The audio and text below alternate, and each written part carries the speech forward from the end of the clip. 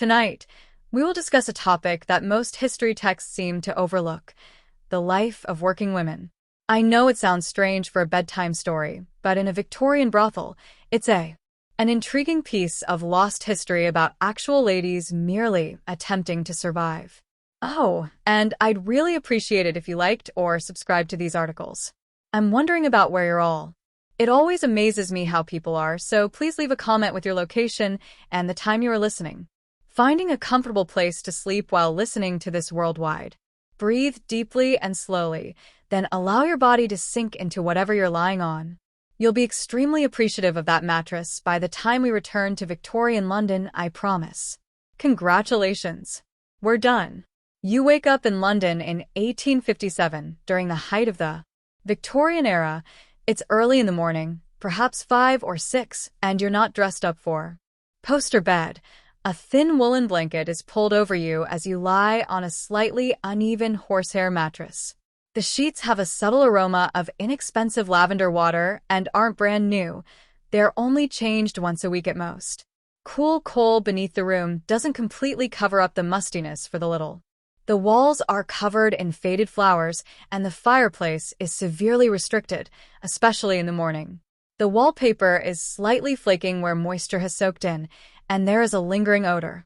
Thousands of chimneys in the area are emitting coal smoke into your nose.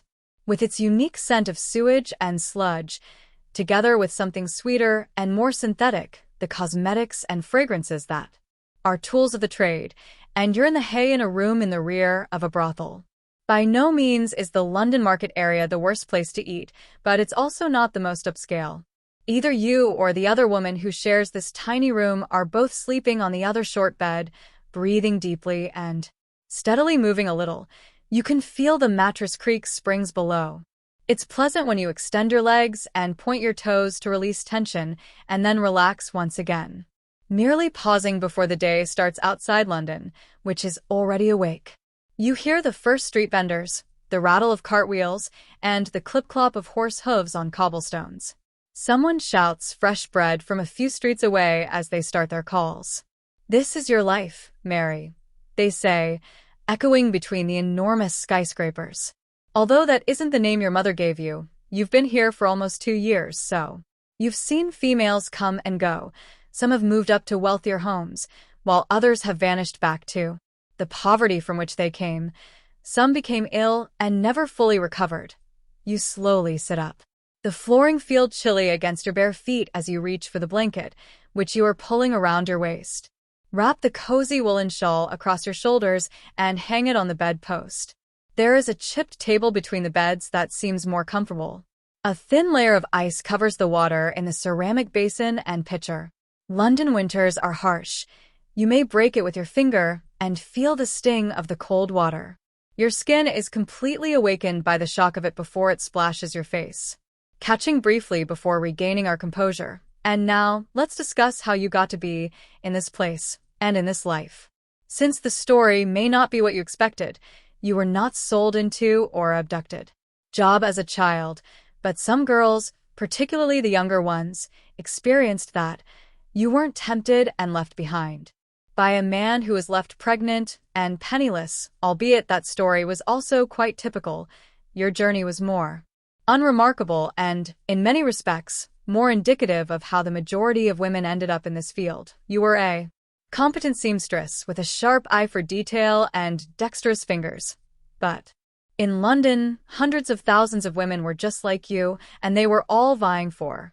The British Quarterly previously observed that the same low-paying work was comparable to the mundane factory labor of a dressmaker's apprentice, was just play.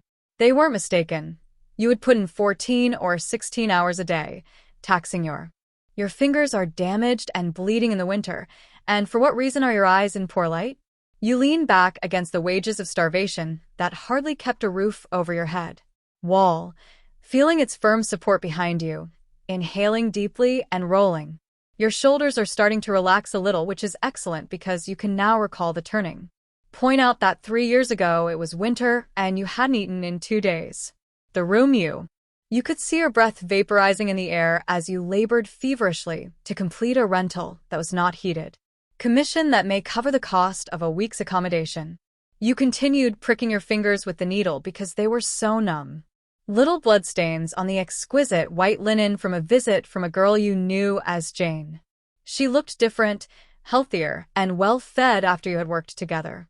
She was wearing despite not being stylish by upper-class standards, the wool outfit was warm and clean. Very delicious. She delivered real hot meals, including a meat pie that was still boiling.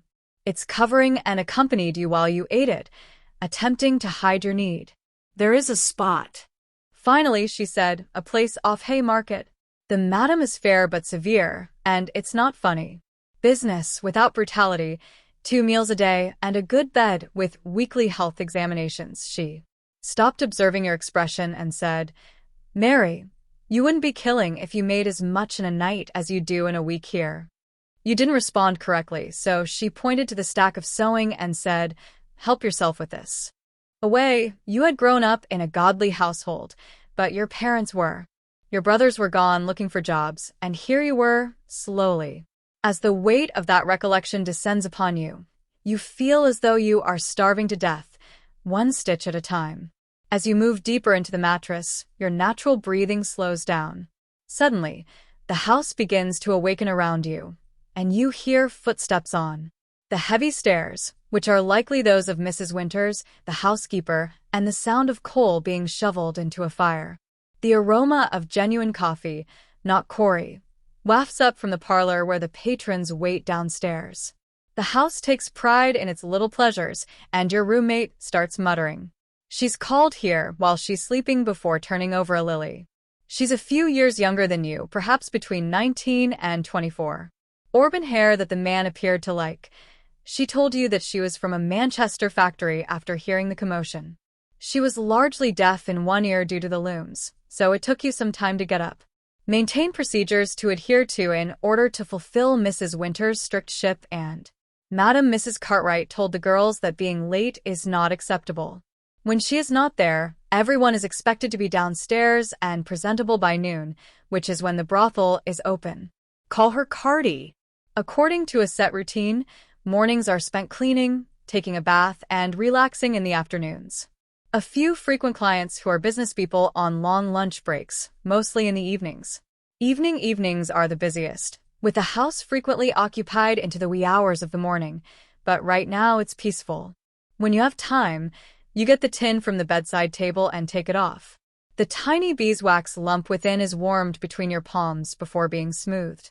Mrs. Cartwright insists on another tiny indulgence over your chapped lips. She frequently claims that males don't want to see the truth, therefore girls take care of themselves. You're selling an illusion of a working woman's existence, and you find yourself chuckling a little. Excellent suggestion. In fact, the majority of males that come here desire fantasy escapes rather than reality. Something that gives them a sense of specialness, strength, or just being able to stand up for their honorable wives and families. You feel the nice pull in your muscles as you fully extend your arms toward the low ceiling in your nightgown. Plain cotton outfit that drapes about your ankles, nothing like the silk and lace treats you wear to work. When you're not entertaining during the day, switch to your little wardrobe. Everyday attire, a straightforward dress, sensible shoes, and nothing that would leave a mark. You stand out from other working women on London streets, which is crucial when working in a brothel. Itself are not unlawful public solicitations, and established homes are typically left alone by the authorities, particularly those who make the anticipated bribes, although prudence is still required. You pick out a well-maintained, somewhat faded dark blue dress and place it on the. It takes longer to get ready in bed than it will later when you might have to change fast between clients. You can now relax and enjoy the ritual of wearing stockings first. Petticoat, followed by a corset that is loosely laced during the day to provide framework as you get dressed and consider the day that lies ahead. Tuesdays are often calm. Mr. Phillips, the bank clerk who comes every other week, may be among the few regulars in the afternoon. He primarily desires to discuss his stamp collection, or maybe the apprehensive young man who introduces himself as Smith and never remains. The sounds of London get stronger as the morning goes on, even after 15 minutes outside. Moves past a bunch of kids running beneath the window, their shouts screaming. A dog barks above the general den, and a street seller starts up close. Despite everything's normalcy, his melodic appeal for knives to grind blades to grind. Sometimes this life and this work that society disapproves of seem alien to you. The final dehumanization of women occurs concurrently with daily life in London. Just as he does for the reputable boarding house next door, the baker brings fresh bread to the brothel. They all come and go offering the same services: coalmen, icemen. Supply to any family. You take a minute to sit back on the edge of the bed and take a deep breath. There is a faint sound when you breathe easily from your nose and out through your mouth. A voice from little Betsy, the maid of all work, knocks on the door. "Hot water, miss." Mrs. Cartwright took her in because she is just 13 years old and too young for the house's primary business. She discovered her half-starved and begging on the street. Now, she assists the housekeeper with errands and sleeps in A. She'll probably join the other females in a few years in the small room off the kitchen, but for now she's safe, which is more. Compared to many of the kids on the streets of London. "Come in, Betsy." You. Calling, the door opens, and the girl comes in with a big jug of hot water. "Morning, Miss Mary," she says, her brown hair nicely braided and her face freshly cleansed. Pouring hot water into your basin, she replies pleasantly, "Cold one today, Mrs. Winter warns that there may be snow later." "Thank you, Betsy." You smile at her and say, "Have you had breakfast yet, miss?" There is coffee in the kitchen if you'd want some, and fresh bread is also available. The cook cooked oatmeal with TLE. The good food in this place is what sets it apart from some ordinary meals. The worst brothel ladies may be fed scraps or go hungry if business is slow. Suitable for ingestion in this instance, and Mrs. Cartwright is aware that healthy girls make more money. After money, Betsy goes. You thoroughly wash with hot water and savor the warmth on your skin, starting with your face and moving to your neck, arms, and under your arms, followed by a brief rinse of your most private parts to complete the bathing process. The copper tub at this house is used twice a week on Wednesdays and Sundays. More often than many decent working-class women can actually handle, dragged into the kitchen once. You feel more human after washing and running a comb over your thick, dark brown hair. When it is loose for the day, you twist it into a simple knot at the nape of your neck, reaching halfway down your back. Later, you'll style it more elaborately for work, maybe using an artificial hairpiece that gives it curls and volume. On the dresser, there is a little mirror with an aged silver backdrop. You take a moment to look at your reflection. Your face looks better than it did when you were a seamstress because the hollows in your cheeks have been filled in by frequent eating. Gave your skin and eyes a healthier hue, even though they have changed. More cautious and vigilant now that you've witnessed and learned about things that a naive country girl never thought you would leave the moment of contemplation. It's useless to ponder such things. Instead, concentrate on completing the dressing and lacing. Your boots with honed fingertips, each motion accurate and comfortable settling. Your breathing automatically slows down as you get into the rhythm of the work. You're calm and steady, dressed, and prepare to take on your first task of the day. Will be breakfast, after which you will assist with the usual housekeeping tasks that each girl has been given. These tasks include, according to Mrs. Cartwright, dusting the parlor and polishing the glassware in the tiny bar area cause problems, so the females are kept occupied even when they aren't entertaining customers. Finally sits up and yawns. "Good morning," she murmurs, pushing her knotted hair out of her face, and you inform her that it's just after 7. Nevertheless, she nods and raises her arms above her head, having that dream once more. "Have you ever been married to the sea?" asks the person concerning the ocean. "Recalling a rare family vacation to Brighton when I was younger, I'd like to." Lily's voice is regretful as she says, "To go someday. They say, the air is different." The girl's aim is to save enough money to leave London so they can live in a cleaner environment where they can breathe properly. Start over somewhere else. Some people manage it, but most don't seem to have the money. Despite being better than other women's labor, some of it still goes toward housing, food, clothing, and other essentials for the work to a few minor luxuries and conveniences that help you live a comfortable life. Will you tell her that you're not sure you believe it? Continue setting aside money every week, even if it's only a small amount. Sums up, she nods, but you both understand that saving money is never easy. A toothache that requires medical attention, a clothing that is beyond repair, or a friend in times of dire need, life has a way of eating away at any little buffer you attempt to create, leaving you feeling heavy. When you intentionally let go of the concept, your shoulders drop a little when you exhale. It's best to take it easy now. Tell Lily that she's finally getting up and don't be too long, Mrs. Winters stomping around earlier indicates that she's in a mood. Lily grimaced and said, "I'll hurry." You exit the room, silently shutting the door behind you. The small corridor is. There are 4 other bedrooms on this dimly lighted floor with faded carpet running the length of it. The public areas and parlor where clients are received are located downstairs on this floor, which is identical to yours. The kitchen, servants' quarters, and little dining room at the back are the best.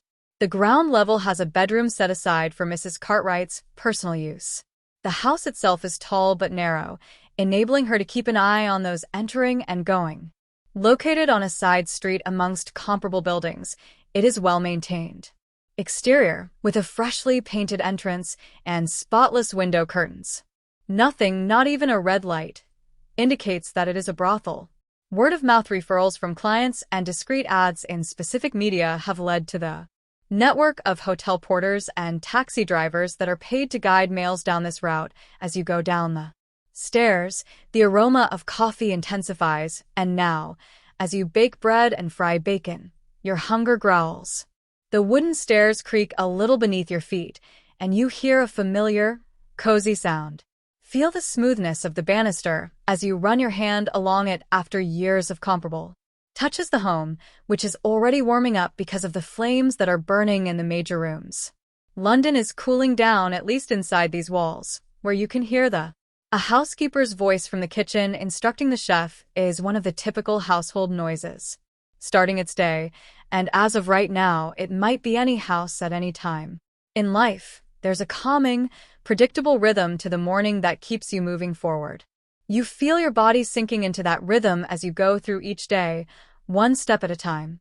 Breathing in and out at a slow, smooth, and serene pace, pausing taking a moment at the foot of the steps to relax and feel your muscles relax. Despite everything, there's a certain calm in keeping your mind at ease. This moment in the mere fact that you are alive and have made it through another night. The kitchen door is open, letting in warm light amid a city that consumes so many. As you enter the hallway, you can see the cook working at the stove with her back to you. Betsy is preparing the table. Mrs. Winters is reading a letter while wearing specs in the corner where the girls and maids eat together. An average scene for a moment, with her gray hair neatly tucked behind a hat on her nose. Moment peace before the intricate dance of the day starts. You inhale deeply. When your lungs are fully filled and then gradually released, your shoulders fall. As the stress melts away like water, you're prepared to move forward into the warmth of the kitchen, into the combination of bread, coffee, and wood smoke into. There is juicy bacon sizzling in the skillet among the calm conversation of the first day. Your mouth starts to moisten from the scent, and your stomach rumbles a little more. Mary, says the cook without looking back, "I have an uncanny feeling of anticipation this morning." Recognizing each person by their footprints and getting a good night's sleep. You respond sufficiently that you move to assist Betsy in preparing the table. The familiar weight of the plates and the exact placement of the cutlery in your hands make the routine reassuring. Move automatically as your thoughts become happy and distracted. A church bell chimes in the distance as people outside of London continue to wake up. Voices call in the street sellers, neighbors, kids, and marking the hour. The city's never-ending melody rises and falls like waves or breath. Lily dreams of going there beside the sea, where the lovely rhythm of rising and falling supports you as you delve further into the day's recognizable patterns, allowing your body to become more at ease and calm.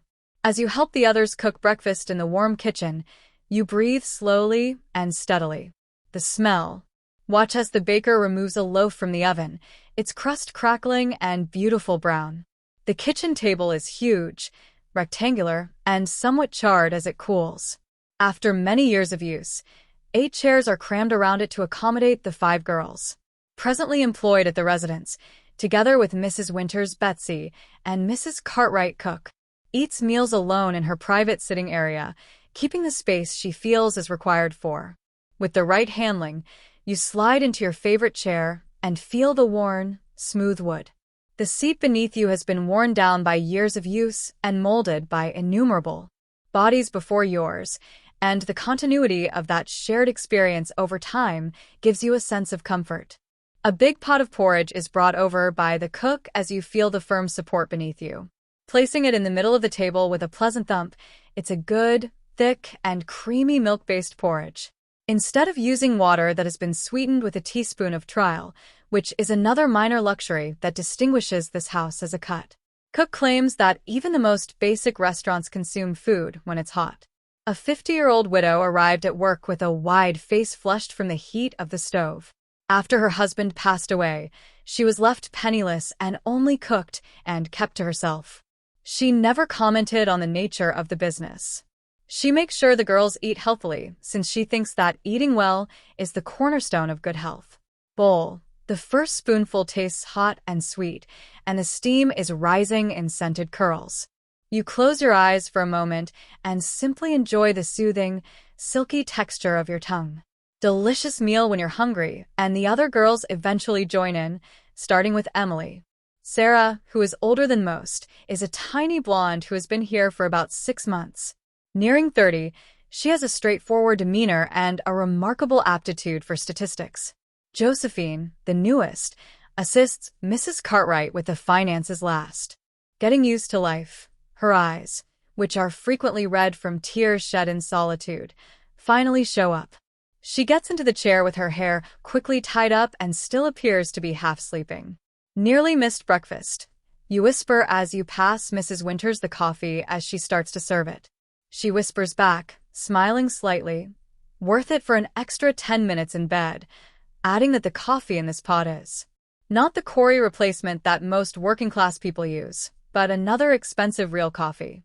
For those who desire it, hold the cup in both hands. Households make do with its powerful, hot, sugar-sweetened flavor. The fragrant scent of it fills your fingers with warmth and coziness. Is a largely silent breakfast that rises with the steam and is rich and slightly bitter. There is an unwritten rule that says you shouldn't talk about business at this early hour. Instead, the topic switches to everyday topics. Weather-related themes, a humorous tale about the butcher's delivery boy tripping in the alley yesterday, and conjecture regarding if the wife of the greengrocer anticipates having a normal talk once again. The conversation that takes place around thousands of breakfast tables in London every morning today is one that matters every day. Typically, it's crucial to remember that regardless of the type of the work, this is. Additionally, it is only a place where people live, eat, sleep, and conduct their everyday activities. You notice that your shoulders are falling as you settle into this routine moment. You're breathing deeply and the food is warming up in your stomach a little. Giving you the energy you need for the day, you take another sip of coffee and enjoy its deep bitterness. The day's tasks start after breakfast, and the house follows a rigid routine with particular assignments given to every girl, not just for effectiveness but also because Mrs. According to Cartwright, duty and routine help preserve order and avert the chaos that afflicts less well-run businesses nowadays. Your morning responsibilities consist of easy tasks like dusting the parlor and polishing the glacier in the tiny bar area. There is a calming quality to repeated jobs that let your thoughts wander while your hands remain occupied. Work the regular motion to gradually change the dusty environment into a clean, dull one. The parlor is the house's primary public space where guests are expected to shine. When it is first received, it is ornamented in a decent manner using glimpses of opulent, substantial furniture with dark wood and red velvet upholstery that's. Although the arms are a little weathered, the big, velvety curtains are still knotted in a matching hue. Back during the day to acknowledge how little sunshine from London makes it through the coal smoke's constant cloud, and a few well-chosen wall paintings. Landscapes, with one classical picture that is rather intriguing. Nothing overt that would instantly identify this as a brothel, such as draped nymphs. To an uninformed spectator, that is purposefully upholding a facade of respectability. Safeguards everyone because there wouldn't be anything instantly incriminating to view if a police officer did enter. Several young women living in a private property may be suspicious, although not definitely against the law. You start dusting and carefully work your way around the. For the bigger surfaces, use a room feather duster first, followed by a slightly moist cloth for. The familiar motions in the more intricate work are calming and demand just enough focus to keep your mind sharp. Busy without requiring intense focus, and you can listen to the house while working. Mrs. Winters is humming softly as she teaches Betsy how to properly black the cooking range cook around you. Requires bread dough for the day, and while she makes the beds, she hears light footfall overhead. The mantelpiece contains a number of ornaments that may be found in any home. A pair of ornamental urns that you dust, a little brass clock, and a ceramic shepherdess. Mrs. Cartwright observes if they are carefully replaced in precisely the same placements. When even a small amount of movement occurs, the clock steadily marks the peaceful. Through the window, you may observe a maid and a glimpse of London life in the early rhythm. In the tiny yard behind the home, a cat is picking its nose and thumping a rug. A youngster runs assiduously along a garden wall, holding a message in his. You proceed to the modest, unadorned bar in the room's corner. Most consumers only see a cabinet with glasses and a few bottles of liquor. Are welcomed with a glass of brandy or cherry when they first arrive at a social gathering. To make the transaction easier, the glasses require polishing, which creates a. Even when not in use, you take each breath slowly when watching a film in the air of London. Over it, then stroking it in circular motions with a gentle cloth. The glass creates a. As it cleans up, it makes a gentle squeaking sound while glittering in the dim light. Aspects of the repeated action revolve around your breathing in a hypnotic manner. Coincides organically with the motion in as you start the circle out as you. Finish it slowly and steadily so that your hands know how much pressure to use. Enough to thoroughly clean without running the risk of shattering the fragile crystal, and time passes calmly while you work the. As the morning light gradually changes, you can see slow-moving patterns on the floor. In the afternoon before the book, the mind wanders to pleasant, undemanding thoughts. In your free time, you're reading Dickens' most recent works, which you acquired from Sarah, who obtains them from a client who owns a bookstore. If sales is strong this week, you might purchase the new ribbon for your hair. Simple ideas, right now. Issues you've learned to avoid worrying too much about the past or the future.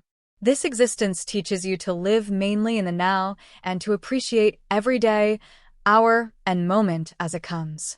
When the front door opens and closes, you are brought back to the present moment by the sound of heavy footfall in the. There was a man's footfall in the corridor, and then Mrs. Cartwright's voice was lower pitched than she usually uses when speaking to the girls. Good morning, doctor. I appreciate your timely arrival. You are professional but friendly. Every Wednesday is medical examination day, and the doctor comes to make sure. The girls for any indications of illness. This is one of Mrs. Cartwright's most stringent guidelines, and her home's repute among brothel diseases is one of the reasons for this. Is out of control, with disastrous results for the ladies and their clients. Any girl displaying symptoms are promptly taken out of work and treated with costly short-term care, guaranteeing long-term viability of the company when you've finished polishing and fixing the final glass. With everything set up properly, the doctor's entrance signals a shift in the daily schedule. Examinations will take up the most of the morning. Sessions were held in Mrs. Cartwright's private sitting room, which was temporarily transformed into a consultation room. Each girl will be examined separately, and the findings will be documented in a tiny notebook that Mrs. Cartwright kept in her. You take the polishing cloth back to the kitchen desk, where Mrs. Winters is currently overseeing Bet's vegetable preparation efforts, where carrots and onions are being diced for the lunchtime stew, their earthy, fresh aroma blending with the yeasty scent of rising bread dough. Have you told Mrs. Winters whether I can help? Here, she looks up from examining Bet's knife till the doctor is ready for me. Method is unnecessary because he is dating Josephine before Lily. You have time for your. If you desire, personal laundry is done by each female on her own.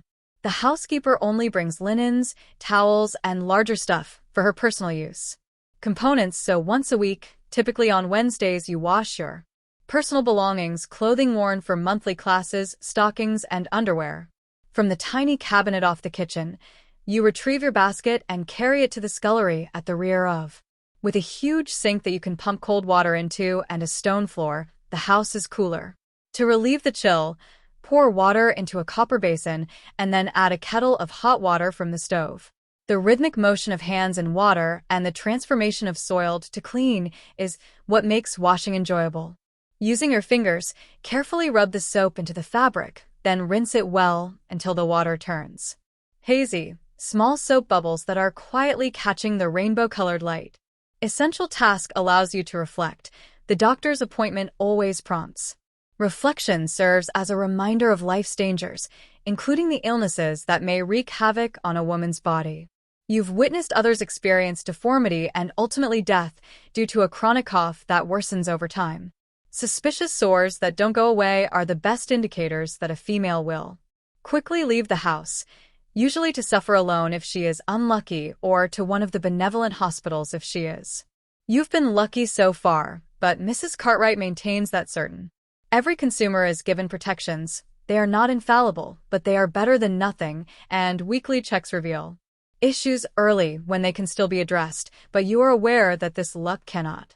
Few women in this field live for more than a few years without taking a calculated chance by evaluating the likelihood of starving against more respectable employment. You ring out the final piece in this one to counter the potential for illness. Twisting cotton chemise tightly will help you get rid of extra water from your muscles. Flexing the forearms gives one a satisfying sense of strength and ability. Your hands are still rather nice and smooth despite the harsh soap and water, which is another requirement of the job. Consumers don't want to feel the dampness of calloused hands on their skin. You go to the tiny yard behind the kitchen to do your laundry.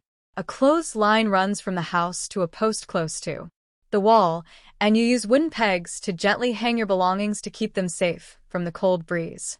However, if the promised snow doesn't fall, the yard is small, just a little rectangle of flagstones, a few potted plants that are having trouble, but it's open to the sky, and you take a moment to simply breathe the outside air after leaving the house. The air in London is constantly polluted by smoke and fog, so it's not fresh by any country standards, but it's cooler, and you tilt your face up and feel the faint winter sunlight on, and it's cleaner than indoors. A rare instance of unadulterated physical pleasure that requires nothing of you, only the feeling of air and light when your chest expands more fully and your breathing spontaneously deepens. Lily peeks her head out the back door while you take a moment to yourself. Our doctor adds, "I'm almost done with you." And then she notes that you're upside down. You smile and lower your sight to anything intriguing in the sky. She understands the half and snorts softly, just the typical freedom of sun clouds. Mrs. Winters is heating water for tea, so come in before you freeze.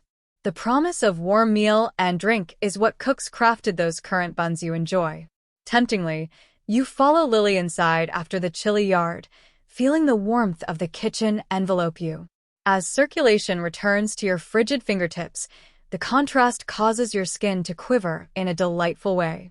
The kitchen is the hottest area in the house, where everyone congregates in their spare time. Now that midday is coming, cook stalls are busy preparing food. Her powerful arms dusted the huge table as she rolled out pastry for meat pie. Mrs. Winters sits in the corner chair, which is unofficially hers, with her elbows full of flour. Betsy goes between the stockings with the tiny, fine stitching, retrieving.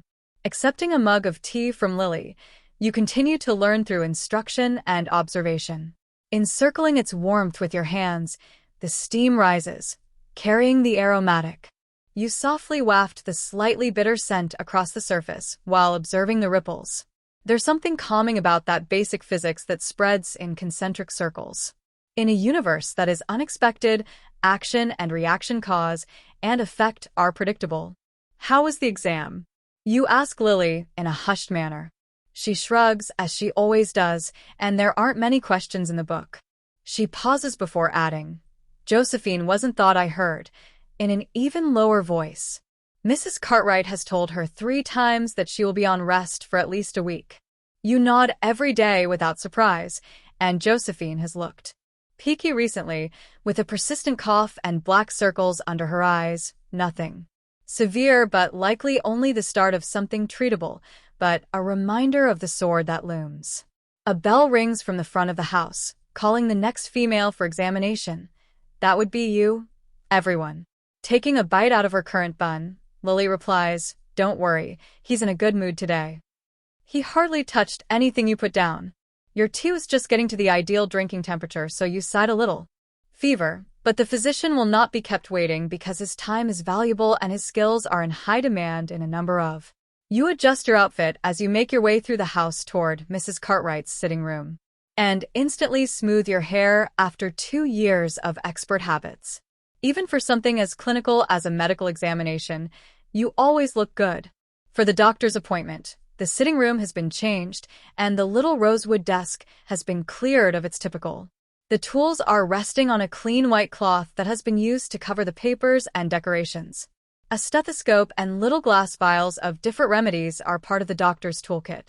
The cozy recliner with a notebook and pencil has been moved back to create room for a straight-backed wooden chair positioned to get the best light from the window. Dr. Harrison is a man of about 50 with a tidy beard and graying hair, in contrast to many physicians who treat this industry. His demeanor is professional, and he doesn't treat the women with disrespect or needless violence. Instead of being harsh, he wears a wedding band and once said that his kids are going to college. He works with ladies like you, and I wonder what his respectable family would make of it. Mary asks, "How have you been keeping? Any concerns to report this?" as he looks up from washing his hands in a basin. His typical opening is a simple politeness that acknowledges you as a person and not simply a body to be examined. Is more important than it should be. "Thank you, doctor." "No worries," he nods and dabs at his hands with a fresh towel. "All right, then should we?" As you continue, Mrs. Cartwright quietly sits in the corner, acting as a chaperone and to document the findings while avoiding direct view of the examination. An additional tiny bit of dignity in a circumstance that could easily lack any. The actual examination is a quick but comprehensive assessment of the patient's breathing and heart rate, throat and eyes, followed by the more personal, rapid, and impersonal touch that is shielded by thin gloves, as you have discovered. To separate yourself throughout this section in order to consider other topics that the book is waiting for. When this is over, you'll taste the currant bun in your room. Everything seems to be in order, he continues, when you feel the light on your face in the yard. At last, taking a step back and taking off his gloves, he makes a then gestures to Mrs. Cartwright, who gets up and leads you to the hallway door. She whispers, "Send Sarah in next, please." Before returning to the room, the inspection leaves you feeling slightly hollow, as it never acts because of any difficulty or pain. There was none, but rather because of reducing yourself to a set of physiological processes that must be evaluated and determined to be required for your personal safety as much as anyone else's, yet there's still a sense of emptiness when you go back to the kitchen. Give Sarah the message and get your refreshing tea back in the solid mug. After the clinical detachment, you take a long sip and feel fantastic in your hands, anchoring you back into your body. Grab one of the present buns. They're plump and still a little warm, and delicious in contrast to the plain background of the hallway clock. It is already 12 o'clock, and the morning has flown by like it normally does. The house will soon transition into its afternoon phase, and businessmen may be there as early as 1 o'clock on busy days, taking long lunch breaks, primarily from loyal customers who are aware of the calmer. When you finish your tea and bun, hours mean more attention and less waiting. Before the afternoon starts, there's time for a brief visit to your room to brush crumbs off your clothes. This is an opportunity to examine your look and consider dressing a little more appropriately to greet clients than your. The stairs are familiar underfoot as you ascend to the morning work dress. The house on the upper floor has calmed down for the day, with a little lull between Even the sounds of the outside world are muted by morning chores and lunchtime activities. Your room greets you as though the entire street is exhaling together. With its well-known forms and fragrances, tiny indeed, and sparse by affluent criteria, yet in a sense, a few places have been the bed where you started your day, the tiny chest that holds your clothing and a few other items, the window that provides a modest but you can see a glimpse of yourself in the tiny sky above the rooftops. Mirror cheeks a little red from the warmth in the cooking, hair still styled from. You appear like a typical young lady wearing a basic clothing when you clean your teeth in the morning, indistinguishable from the throngs of people strolling through the streets of London. Clearly identifies you as what society would refer to as fallen, with no apparent scarlet letter indication of moral judgment. This idea makes me smile a little. Sometimes, the hypocrisy of it all still hits you in the same way with your lips. The conditions that make this existence possible are created by a culture that denigrates people like you, then provides the clients who generate revenue. But philosophizing won't help you get through the afternoon when you expose your chest.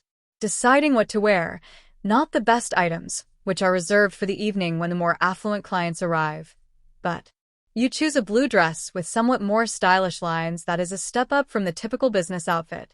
Cotton instead of wool with a little lace at the collar that is respectable but not ostentatious and appealing enough to lure. You're skilled at efficiently dressing and undressing, so changing is rapid. The fabric of the new dress is lighter than the sturdy work, and it feels nice against your skin. Dress, check your hair, add a few pins if necessary, and delicately pinch your cheeks to add some color. Cosmetics, but they are also reserved for the evening. Customers during the day anticipate a more organic appearance along with the myth that this is not a business transaction, but rather an impromptu meeting. Ready, you take a seat on the bed's edge and take a few deep breaths. Inhale deeply through your nose and exhale through your mouth to mentally prepare yourself. The distinction between the two is crucial as a protective barrier for the transition from private to professional life. That lets you maintain some of your essence despite the pressures of your physical job. Feels calm, your thoughts are clear, and the bed provides you with comfortable support while you sit. Weight dipping a little further into the mattress that connects to the tangible item world. You can center yourself by running your hand over the blanket next to you and feeling it's actually here from downstairs now, with a somewhat scratchy roughness against your palm. The front door opens, followed by the sound of voices in the hallway closing. Mrs. Cartwright's professional welcome a man's more profound responses. The afternoon has arrived, and you get up from. A final deep breath fills your lungs as the bed smooths your clothing one more time. Lungs fully before letting it out gradually, causing your shoulders to drop as the tension in the air disappears like you're ready, water. As you pull, the doorknob feels chilly under your fingertips. Before you reach the steps that descend to the area where life is, the hallway is open. Keeps up its intricate dance, with each step feeling purposeful as you proceed. Your posture is balanced and under control, and your breathing is calm and even. Like that, descending into the afternoon with ease and composure, whatever it may bring. The wood of the banister feels soft under your following palm as your thoughts relaxed into the here and now. The house cacks and settles around you after being polished by innumerable identical trips. Living things have their own rhythms and patterns, and you join them by flowing with them instead of against them. Moving onward is as simple as each breath matching its soft pulse. The parlor is already occupied when the day continues, one step at a time. As you descend the stairs, Mrs. Cartwright is standing close to the fireplace. The middle-aged man has his back to you while she speaks to a guest, her hand resting gracefully on the mantelpiece. Based on his stance while wearing a dark coat that was well-cut but not garish. If you're a businessman, you probably wait to be recognized in the doorway. Mrs. Cartwright looks up and nods slightly, allowing you to enter. And after an hour of good company, she says calmly, "Here is Mary now. This gentleman was just asking." Or so the guest turns, displaying a visage that resembles what you saw at first glance. Around 45, with the worn complexion and graying hair around the temples of. Someone who enjoys being outside has a courteous, but a little uncomfortable expression. If you're a new customer, how do you say, "Sir," letting out a little curtsy that's just deep enough to be noticeable. Appropriate behavior, your voice is changed to one that is a little softer and more sophisticated. Compared to your natural speech, the polished voice you've acquired by practice and observation. When introducing himself, Charles Wilson bows slightly in. This is most likely not his true name.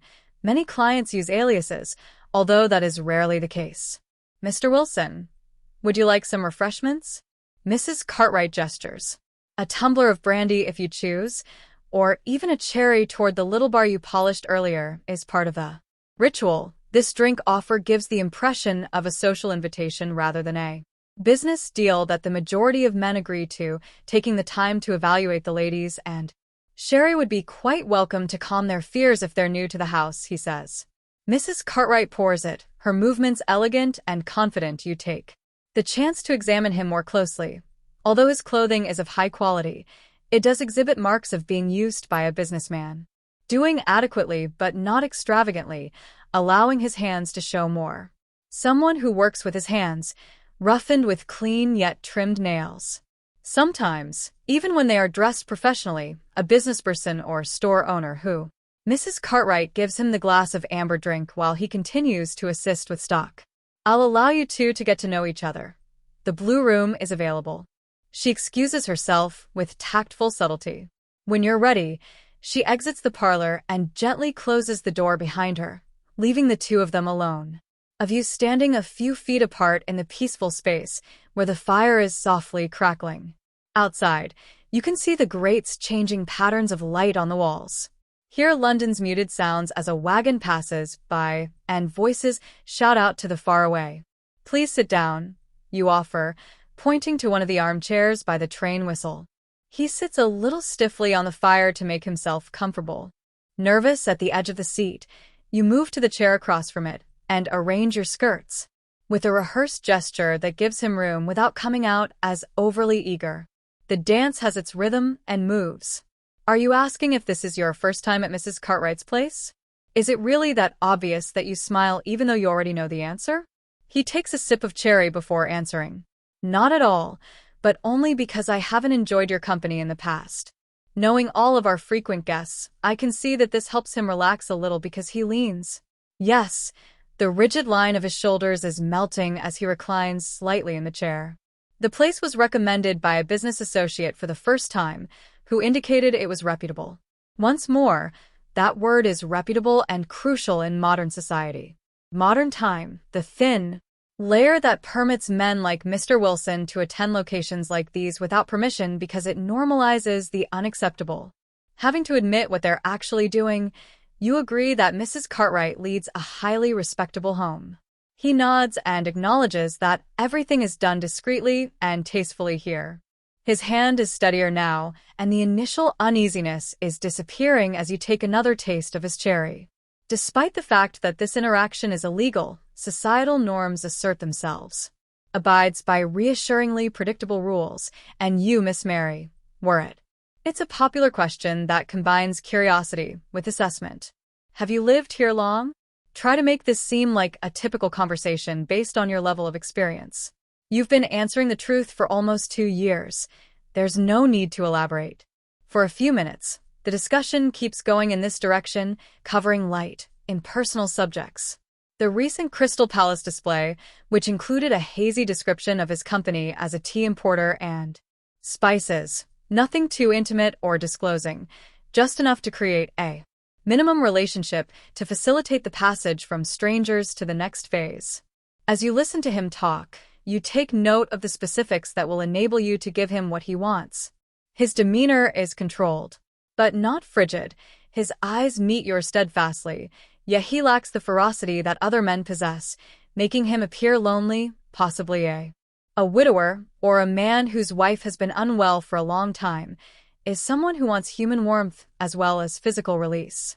Concludes his sherry, you realize that the time has arrived, the initial discussion has fulfilled its objective, and now the actual. We need to discuss business.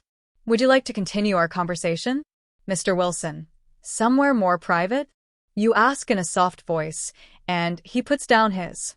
The empty glass nods. Yes, I think I would. And you get up from your seat, sensing your legs' smooth muscle action and the small change as you discover your balance.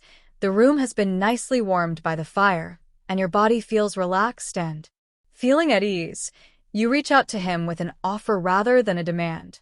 As he stands, he briefly grasps your hand before letting go, and you guide him out of the first floor blue room is a designated daylight space that may be accessed via the parlor, the corridor, and the staircase. It's not any girl's personal place, visitors. It's only plainly furnished yet cozy, with a big bed and a wash stand and a tiny chest of drawers holding the required materials. The transaction itself is not noteworthy, and Mr. Wilson is kind rather than harsh. Thank you for. Even though the physical act only takes up a small percentage of the hour he is paid for, the warmth and attention he receives. He rests his head on your shoulder and you stroke his hair during the remaining time, which is spent in calm conversation. Gently, this is also a component of what he has bought, giving the impression that he is being cared for when the time is up, Mrs. Cartwright doesn't need odd reminders to dress swiftly, because he has a clock that sounds in the corridor. He moves with dignity and makes an effort to keep things appropriate, even in this most inappropriate of situations. Circumstances. Thank you, he says plainly as he gets ready to go, pressing a tiny extra. It was my delight to put a coin into your hand as a tip or a sign of gratitude, because you have been so kind. You automatically reply with a professional remark. However, in this instance, it wasn't totally false as far as consumers are concerned. Mr. Wilson was attentive, tidy, and straightforward in this life, which is what constitutes a positive interaction. You show him the steps where the housekeeper will see him when Mrs. Winters emerges as though by magic to guide him the rest of the way down. Out quietly to keep the appearance of seclusion and privacy and make sure he doesn't run into anyone entering is crucial to the house's reputation. If he leaves, you're left in the dark. Now comes the portion of the work that clients seldom witness. Tidying up You quickly remove the used bed linens off the bed and bundle them for the laundry in order to get ready for the next guest. You grab a new one from the chest, shake it out with a practiced flick, and then smooth it over the mattress. The worn pillowcase is added to the washing pile at the same time as the new one. Using the offered cloth and water, properly clean yourself on the wash stand. This is crucial, not only for hygiene but for your personal sense of distinction between interactions. Every consumer is unique, and every engagement includes. Used water is disposed of in the slop as part of a ritual that helps keep orders clear. You replenish the basin from the bucket underneath the stand, which Betsy will later empty. The big picture ensures that everything is prepared for the next usage, including the small cake of soap and the straightened towels. Once placed on its plate, you look in the mirror to see how you seem. Your hair is flowing over your chest a little. You should use some def. Your fingers' movements have caused a tiny wrinkle in your garment where Mr. Wilson's hand was. Your face will appear to you exactly the same if you use your palm to smooth this away. The identical mouth and eyes are still there in this peaceful period following a customer. Leaves is strangely calming. You can breathe in between actions and words. Just take a moment to stand there and feel the sturdy flooring underfoot while you listen to the little noises from homes, such as the clock ticking, the distant bustle from the kitchen, the muffled voices from downstairs. Your breathing naturally rhythmically enters by your nose and exits through. As tension is released, your jaw and shoulders slightly drop.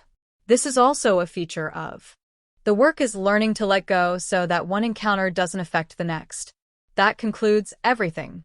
When the day progresses, you assemble when the hallway clock strikes 3. The washing goes down the back of the blue room as you exit with a bundle of dirty linens and close the door behind you. For those who arrive tomorrow, there are stairs leading to the scullery where it joins the expanding pile.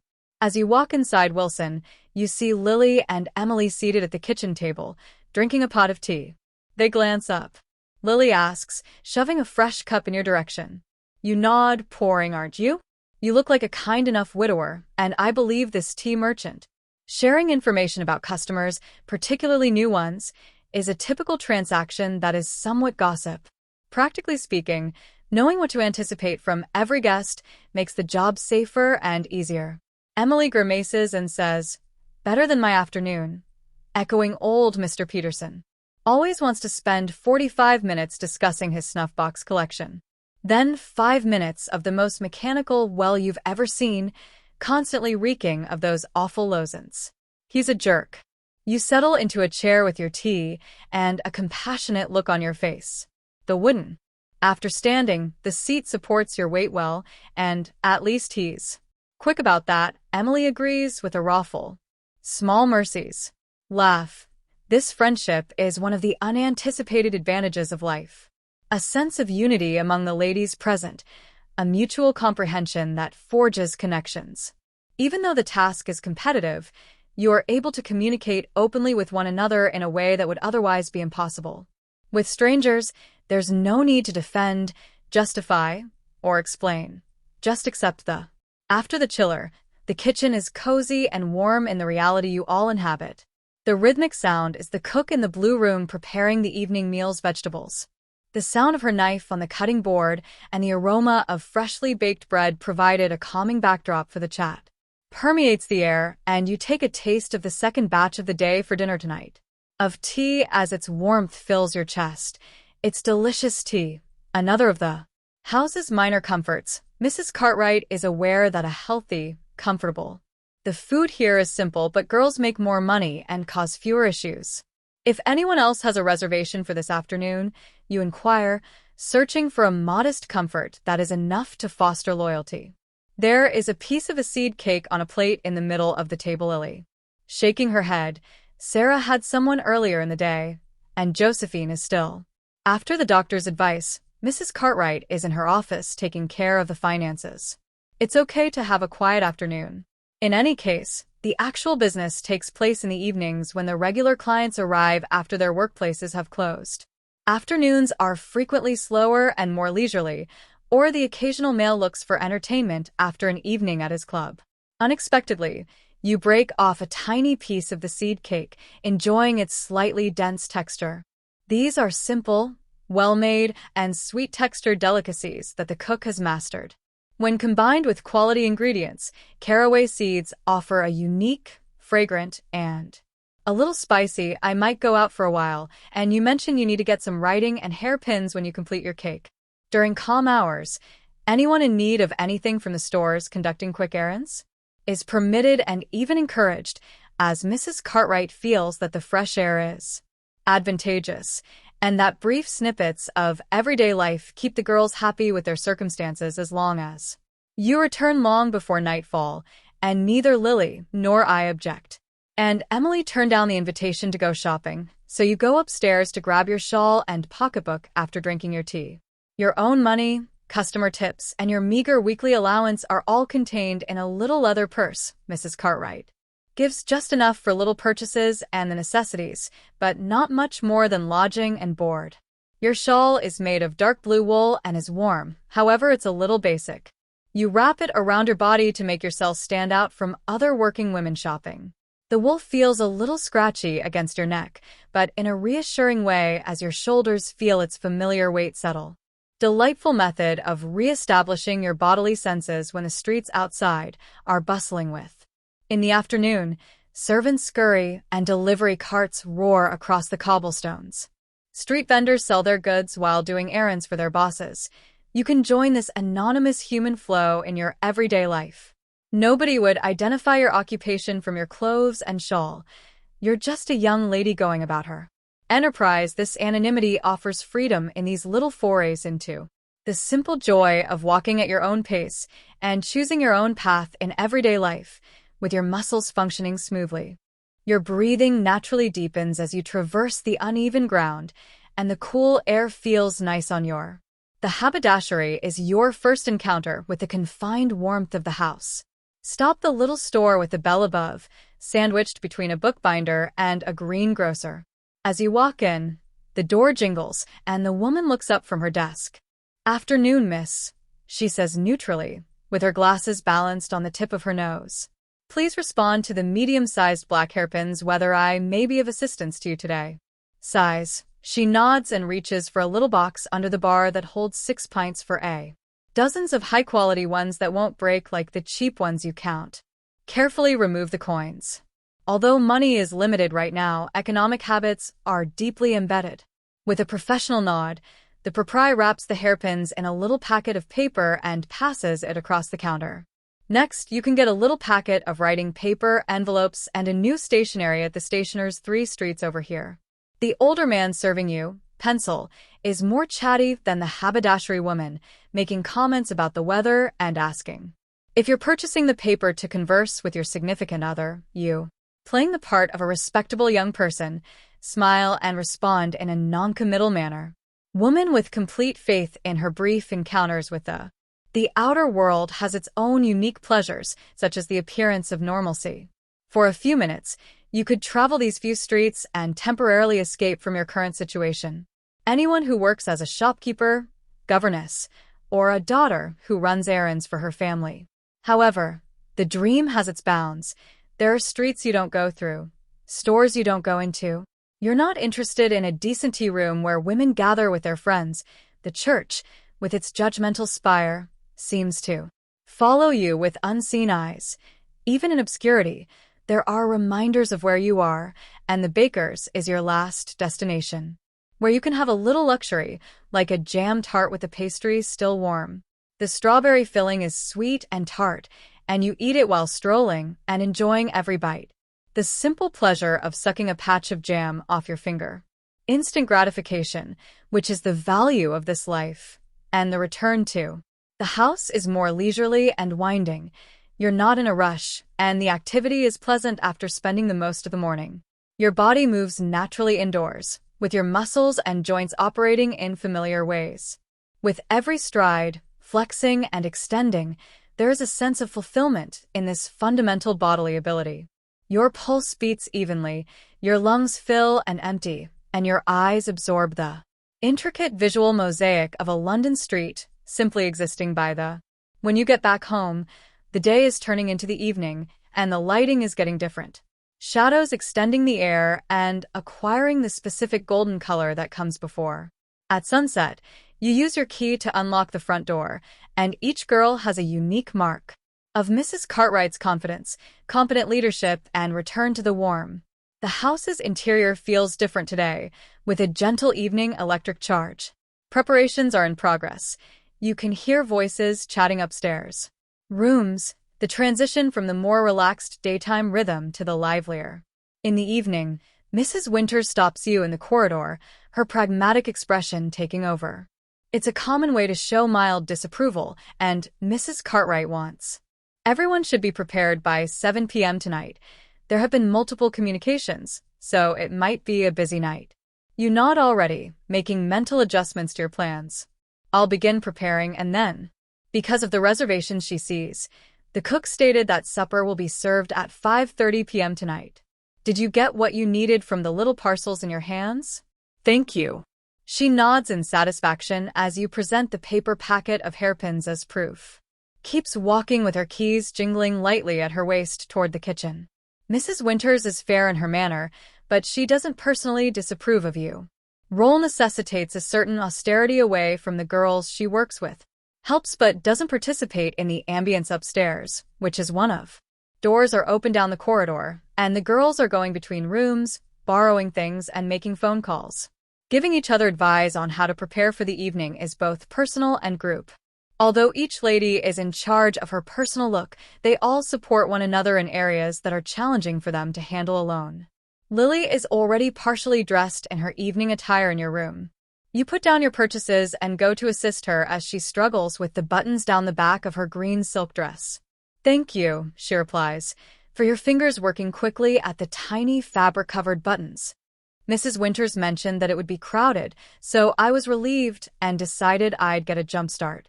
It's wise that you complete the final button and take a step back to evaluate the impact of the green. Brings out your eyes and looks good on you, so she turns to check it herself in the. Her hair is already styled in an intricate way, and she is patting it with borrowed hair pieces in a little mirror. Do you think the volume is perfect? Not overly gaudy, not elegant at all?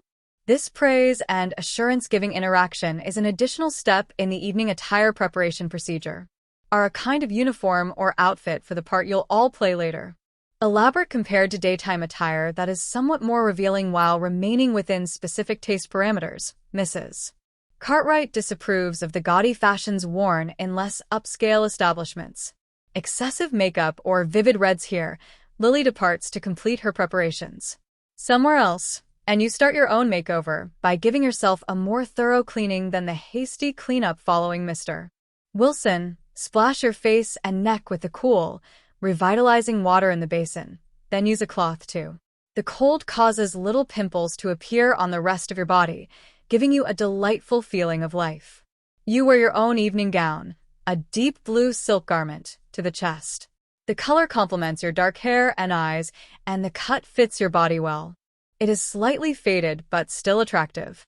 This is one of 3 dresses you own that are meticulously rotated to prolong their wear without being overtly provocative. High-quality clothing attracts a higher class of customers and commands greater costs, making it an investment in this line of work. Dressing is a meticulous procedure that starts with the fine cotton undergarments. Drawers and chemise are 2 more minor luxuries that set them apart from the rough garments from your sewing days, followed by the corset, which you can fasten at the front before reversing and tightening. The laces are loose enough to allow for easy movement and breathing, but sufficient to provide the stylish silhouette that the petticoats adhere to giving. The blue dress's skirt, which arrives last, rests over the foundations like. There is delight in the accumulation of the last layer of a sophisticated dessert. The physical sensations that ground you and the tiny constraint of the corset around your body create this vision. Next is your hair, followed by the swish of the petticoats against your legs and the cool, silky feel against your arms. By brushing out the black waves during the day, you remove the basic knot until they gleam. The just-acquired hairpins are used right away as you make a more intricate arrangement that isn't as intricate as what a woman could make, but it's tidy and attractive with gentle. Your face's curls and the weight fastened to the back of your head are a light. Cosmetics finish the makeover, although it's not noticeable. Mrs. Cartwright demands a natural look, using a small amount of rice powder to soften the skin with a delicately blended hint of rouge for the lips and cheeks to prevent any unnatural appearance, a modest yet effective enhancement of your natural characteristics that gives you a new, healthy glow. The finishing touch is a subtle lavender water aroma rather than a strong perfume, dabbed at the hollow of your throat, behind your ears, wrists, and pulse points. With the warmth of your body, a subtle, pleasant scent that conceals any remaining remnants of the day's events, you take a step back and evaluate the outcome in.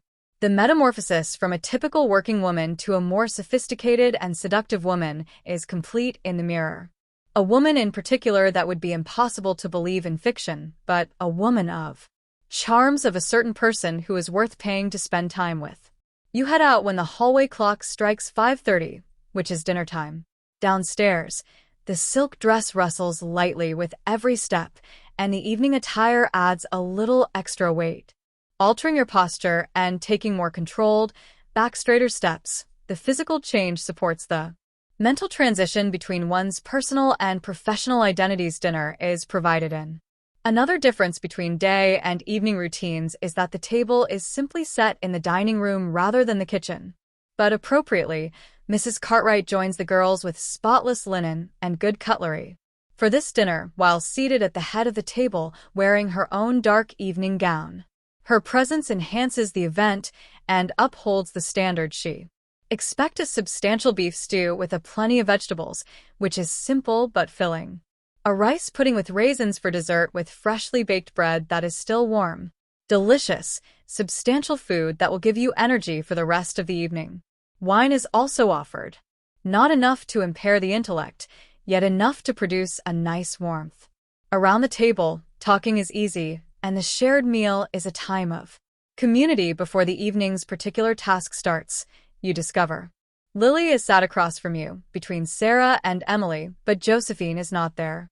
I heard that Mr. Henderson would visit tonight, but I'm currently resting per the doctor's directions. Sarah nods as Emily breaks off a slice of bread, saying, "I haven't seen him in weeks." Apparently she was using her fork to skewer a piece of steak during a business trip to Glasgow. A typical night would have been last Thursday, and as the conversation goes on over the supper, who may visit those who haven't been there, as regular clients, may be anticipated. It's a combination of professional training and the typical workplace rumors that the men you all serve develop. Common knowledge about the habits and preferences of characters in a shared story. Mrs. Cartwright occasionally corrects a detail while listening more than speaking, or mentioning that the girl's role is complicated and she doesn't have it. Disciplinarian, employer protector, and occasionally even mentor, she upholds a certain distance, but as supper comes to an end, she manages to avoid being nasty or needlessly harsh. Speaks to the entire table because, as Mrs. Winters may have indicated, we have a number of confirmed reservations for tonight and perhaps more casual guests. Mr. Harrington has explicitly asked Emily to meet with Mr. Lawrence and Mr. Benson. Are anticipated at approximately 8, and both are accessible to anyone who is available. Other communications that hinted potential visitors. She pauses and looks around the table. I anticipate that everyone will act with their customary politeness. Keep in mind that our reputation is maintained by the quality of our services, not by their quantity. This brief speech has a distinct subtext and is part encouragement and reminder. Everyone benefits financially from busy nights, but standards must not be compromised. What sets this house apart from many others is its quest of maximum profit, which strikes a balance between business and specific guidelines. As Betsy and Cook clean the plates, Mrs. Cartwright stands up to indicate after the evening's communal segment concludes, I will spend the following hour in my office before going to the parlor to receive. Good evening, ladies, guests. She then departs with her purple silk rustling. The females stay at the table for a few more moments as she leaves, which is stunning, consuming their wine and prolonging their final moment of independence before going to work. Start seriously as you finish up your wine and savor its sweet warmth as it runs down your throat. Your body feels content and ready for the chair's arrival. Provides you with comfortable support, and the warmth of the dining room envelopes you like an embrace during this calm period before the activities of the evening provide a certain tranquility. Your breathing is deep, and your mind is even more relaxed and in the moment. The females progressively return to this experience, and their apartments to make last-minute arrangements for the parlor, so that, before nightfall, you stay sitting in the kitchen for a final cup of tea, enjoying this brief period of silence in the midst of the speeding. Finally, you rise to the beat of the house, feeling the little conversations and prolonged silences, the unforeseen moments of intimacy or alienation, but that is all yet to happen. For now, there is only this change. In between states, you make your way to the parlor where the evening's first performance will start. Your breathing is steady, your steps are measured, and the blue silk rustles softly with. Your hand delicately trails along with each stride, providing a soothing accompaniment to your movement. The wall as you walk, focusing on the present moment and enjoying the faint texture of the wallpaper beneath your fingertips. Your physique and the parlor has been so relaxed and comfortable just now. Changed for the evening, with thick drapes pulled against the gas lamps that were ignited and adjusted to provide a cozy, burning brightly in the grate, dissipating the eternal flames in a pleasing radiance. A decanter of cherries and a number of glasses are waiting on the tiny table in London. Table with some tiny, elegant biscuits and a plate of sugared almonds. When you walk in, Sarah is already there, artistically positioning herself on one of her evening gown, which matches her fair complexion, is a rich shade of burgundy.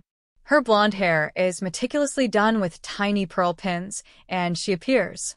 You look good when you join her, she remarks, evaluating your appearance with the blue highlights your eyes, expert eye. Thank you, you respond, settling. The upholstery of one of the armchairs is a little faded, but it's still cozy. She nods early, but the velvet feels smooth under your palms and is still calm. Mrs. Cartwright modifies a fold of her dress and states that the first reservation is not until 8. Although it may start slowly, using skilled hands to smooth the rich fabric will keep you busy. Afterwards, at the end of the month, gentlemen have just received their paychecks. Practical observation brings to mind Sarah's previous employment as a clerical assistant. Before coming into this world, she worked in a drapery shop, and she still has a knack for numbers and business patterns, which is why Mrs. Sometimes the conversation veers into everyday topics even though Cartwright trusts her with the account books. Subjects while you wait together, conjecturing about a recently opened store in the area. Whether Cook needs medical help for his ongoing cough or if the cold delivery will come tomorrow as. Pledge to discuss everyday domestic issues in a way that could occur in any home, and when the other girls join you, the parlor rapidly fills up. Emily's dark hair looks stunning against the soft green silk she's wearing.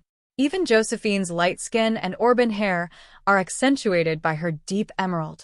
Appears, despite being strictly instructed not to entertain tonight and to simply sit in the parlor for company and establishing connections that could result in future business, Mrs. Winters brings in tea. In contrast to the simple earthenware mugs used during the day, evening tea is offered as part of the evening ritual. The tea is the same in good china cups that are thin enough to let light from the lamp shine through them when elevated, but the presentation makes it seem more sophisticated, which is why Mrs. Cartwright recommends that you take your warmth leaking through the dainty cup as you feel its delicate weight in your hand. As you take a drink, the rim feels silky against your lips and porcelain to your fingers. The ritual of it, the meticulous holding of the familiar taste, is both reassuring and invigorating. Drinking in moderation helps you get into the mood of the evening with each little movement is intentional, conscious, and the discussion fluctuates. Your body feels calm, and your thoughts have a lovely background, although the corset keeps you relaxed and ready for the evening's job without making you uptight or nervous. You are aware that the silk dress feels good against your skin thanks to its subtle support of your stance, preserving the graceful line that has been ingrained in you over these 2 years. Backs are slightly chin forward, but not stiff. When the hallway clock strikes 8, the sound of its chime reverberates throughout the home. Almost about the same time, Mrs. Cartwright, the evening's first customer, knocks on the front door. As she moves Emily, her purple silk rustles magnificently in the parlor doorway. Mr. Harrington has come and asked for you in particular. Emily puts down her teacup and holds a tiny. When Mrs. is unable to type out the transaction, she nods elegantly and follows. Occur in the madam's private office, where money is exchanged for the specified requests. After setting limits, Emily will lead Mr. Harrington upstairs to her own personal place, not the blue room of daytime guests, ready for nighttime clients with new linens and extra opulent details. A bottle of perfume, maybe a few drops of scented oil, and a little vase of flowers. The remaining women proceed, using oil in the lamp to delicately scent the air.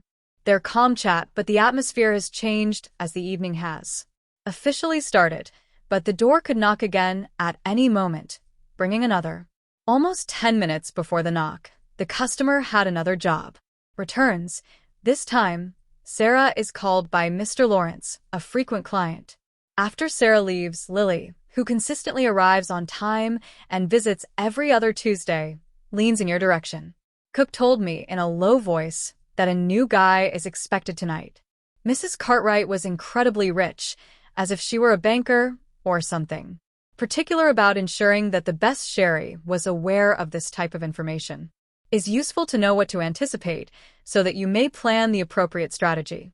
Customers' needs vary, and it's not always about the physical act. Others prefer communication. Desire adulation, some want sympathy, and figuring out what each man really wants beyond what is readily apparent is a crucial ability in. If you ask this occupation discreetly, did she say anything else about him? He's new to the house, but he arrived with a recommendation from someone, so Lily shakes her head. Cartwright hopes that another knock will cut off the conversation this time. Mrs. Cartwright shouts your name. Put down your teacup and smooth your skirts and rise with graceful technique. Your muscles react fluidly, and as you cross to the door, Your motions are deliberate and calculated, and you are conscious of your skirt's tiny sway and the silk's delicate sliding against your. Every step is grounded and balanced in the petticoats. Mrs. Cartwright waits in the corridor with a tall, unfamiliar man, maybe in his late 30s, with the healthy appearance of wealth and the self-assured stance of someone used to power and his superb attire. Quality that isn't ostentatious, but rather well-tailored with subtle elegance. This is Mr. Hamilton and Mrs. Cartwright, and it speaks of genuine riches rather than desire. Mary. With ease, Mr. Hamilton, allow me to introduce Mary, one of our most talented young ladies. It's a delight to see you smile a little and offer your hand. Mr. Hamilton greets you and briefly takes your hand in a solid but non-aggressive grip. His piercing, gray eyes evaluate you with evident gratitude, yet without the. Some guys have an overtly learning quality, and I'm sure Mrs. Cartwright gestures slightly in the direction of her office, saying, "If you'll just step this way." To resolve the business specifics, Mary, could you please take a moment, Mr. Hamilton? As is customary, wait in the parlor. The financial arrangements are never brought up in front of the girls, keeping the pretense that this is a social interaction instead of a. As they vanish into the office, Lily, you nod and head back to the parlor for the business deal. Raises a curious eyebrow and confirms when you re-enter the new one. Returning to your seat, you appear to be the respectable kind of lawyer or banker, based on the attire and demeanor. She nods in comprehension of the implicit evaluation. Various guys need various strategies. Respectable men tend to demand more ornate pretend.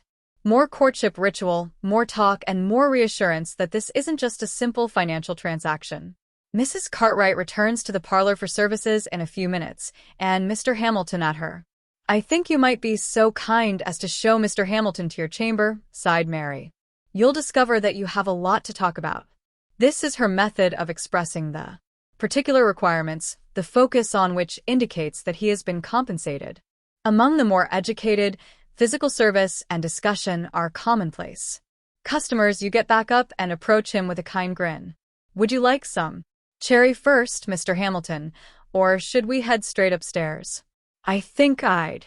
He responds with an accent, validating your suspicion about his social status. Educated but not upper middle class or aristocracy, most likely you pour two tiny glasses from the decanter, giving him one while using a technique that lets your fingers touch against him, a brief yet purposeful familiarity that creates the initial physical connection. His answer, a small smile and a brief period of maintained eye contact, tells you he doesn't find such gestures awkward, and the talk starts off with simple subjects like the unusually cold weather. Despite attending a recent event at Albert Hall, he made a neutral comment regarding the growing traffic in the streets of London. You listen intently and answer with just enough information and wisdom to be intriguing without contesting his evidence-based self-perception as. This conversation is a familiar dance for the more knowledgeable and cosmopolitan party, taking charge without coming off as the leader and fostering an environment where he feels valued and engaged. Maintaining eye contact while leaning slightly forward to convey attention is supported by your body language. Contact, giving brief grins when necessary, and everything is planned, practiced, but carried out with enough sincerity to appear effortless when you put your own glass down, but it's still half full because you don't drink much. His glass is empty. "Shall we continue our talk somewhere else while working and standing?" Mr. Hamilton, he nods and rises, leading the way to your room, my dear. Is located at the rear of the house on the second floor. It's compact but thoughtfully designed to give the feeling that warmth and coziness. The bed is bigger and more ornate than you really. The room, furnished with fresh sheets and numerous pillows, is dominated by sleep-ins. A modest fire in a tiny fireplace keeps the air from getting too cold. There is a bar and a new image of clean towels on the washstand. Good quality soap. A screen in the corner offers some privacy for turning the gas lighting down while undressing produces a soft, pleasing glow that flaws and produces a cozy ambience with a tiny hothouse space. Flowers and extravagance, but Mrs. Cartwright thinks it's worth it because Evening clients add some color and fragrance, and Mr. Hamilton surveys the area with approval. His remarks are quite endearing. You respond, "Thank you," gently shutting the door behind you. "Please make yourself comfortable." The typical pattern of these interactions is as follows. More dialogue that is progressively becoming more intimate, the gradual shift from discussing the negotiations unsaid terms while making it obvious what will and won't occur because the physical act is executed with evident professionalism, and Mr. Hamilton's excitement demonstrates that he is a thoughtful partner who is not harsh or demanding of reciprocal enjoyment even in this paid closeness, and after it's finished, he doesn't pull away right away, but instead hangs an arm loosely over your waist. "You're very good at what you do," he adds as you lie next to him in the rumpled bed. After a time, his tone becomes contemplative instead of obscene. "Thank you," you say. "There's no." Point out that you are skilled at this profession despite your elaborate denials or phony modesty. Studied its techniques with the same diligence that you once learned to sew. "How did you arrive to?" "If it's okay with you," he asks in an inquisitive but non-judgmental tone. This query is usual from new people, yet you seem different than I anticipated. Customers typically want to hear a tale that validates their assumptions or fulfills a specific storyline that appeals to them. The fallen lady, the seduced innocent, the secretly ardent woman who is unable to be constrained by traditional culture. You may easily create such a story. Sufficient, yet there was something about his demeanor that suggested genuine interest rather than being really curious leads you to a version of reality that is more accurate. "I was a." You tell him in your voice, seamstress, that the salary wasn't sufficient to exist on less than 16 hours a day, with feet bleeding and eyes straining in poor light. When winter arrives and you still don't have enough money for food and rent, you stop and feel the conditions are better, the hours are shorter, and the memories are distant echo. More at ease, he is quiet for a while, his face contemplative, and yes, you agree that it was a logical economic choice, but not all societies share this opinion. He seems logically interested in this brief philosophical discussion, so he props. Do you notice him perched on one elbow, staring at you more intently? The moral censure of what is fundamentally a market transaction is so contradictory. The discussion keeps going in this surprising direction, as sincere. The manner that economics, morality, and gender politics are discussed is refreshing. Treated as a thinking entity instead than just a physical body in which your intellect functions. With the concepts you expressed, your answers demonstrate your intelligence more than you usually shown to clients. The hallway clock finally chimes the hour, a reminder that Mr. Hamilton's size buying period is about to expire. "I've spent more time talking than I intended," he admits with a wry smile. "I don't regret it at all, but I'm starting to gather his strewn about garments." "Nor do I," you honestly respond. "It's been a surprisingly enjoyable experience that is both mentally and physically engaging." "You're welcome to." The typical departure remark conveys more sincerity than normal. "Return anytime." He does appear to have the potential to develop into a respectable, attractive regular. Clean, engaging, and probably well off enough to visit frequently. He dressed well without hurrying, keeping his dignity in what he wears. Can be a difficult change when he gets completely dressed again. Inside his waistcoat pocket and pulls out a tiny extra cent on top of what he's already gave Mrs. Cartwright the most money he could for the talk. Says, putting it on the little table instead of holding it in your hand. Gesture that seems less materialistic and more respectful. He nods. "Thank you," you say, not reaching for it yet, although that was very fascinating. Apparently happy with this response, so maybe I'll be back next week if that. It would be convenient, and I would be happy if you repeated the formal term to him. With a final grin and a small bow, he leaves you with the strange fact. His footfall on the stairs, followed by Mrs. Winter's voice welcoming him in the corridor below, saying, "I'll see you out." Quietly making sure he doesn't run across anyone coming or going by themselves now. You start the post-customer procedure by cleaning, replacing the linens, and repairing. The physical movements in the space are automated and require minimal mental effort. Although your body is adept in this dance, the bed's effective stripping. Thorough yet speedy washing at the sink, followed by a seamless remaking with new linens. The rhythmic motions from the chest are nearly meditative, enabling your mind to drift. The interaction with Mr. Hamilton was sufficiently out of the ordinary to provoke contemplation. It is uncommon to find true intellectual engagement and to be treated as a person with ideas worth hearing in this. Real life is not what most guys desire. They choose imaginative escape and physical release. Real connection in the chat, but reading it as well would be a mistake. A lot of effort to craft a story of unique comprehension or extraordinary situations. He covered your time, your body, and he used some of that time to get the same level of attention as any other customer, because the substance of the transaction is not essentially altered by talk. This objective evaluation isn't depressing or bitter. Rather, it's realistic. You've survived in my existence in part by upholding such limits and clarity around what is. It isn't genuine. It shields you from the perils of mistaken optimism. Emotional investment. The room is back in order, and you look at how you look in. The interaction with the little mirror was quite mild, requiring just modest fixes for your hair and dress, such as moving a few pins or smoothing out a wrinkle. Before going back downstairs, apply a little extra color to your lips so they are ready once again. Stand in the center of the room and take a moment to center yourself by breathing. With your feet firmly planted on the floor, you close your eyes for a moment. Breathe slowly and deeply through your mouth, opening your nose to stretch your ribs. Consciously relaxing your mouth, shoulders, and tiny muscles against the mild restraint of the corset. This intentional silence around your eyes aids in separating the interactions. Mr. Hamilton is now gone, and the person who will arrive next is not there yet. Only this breath, this moment of being who you are, is wholly yours. The firm flooring and the faint air movement beneath your feet are palpable. The way your chest rises and falls against your flesh with each breath. The hallway clock rings every half hour, reminding you to stay anchored. You open your eyes, take another deep breath, and move as you become aware of the passing of time.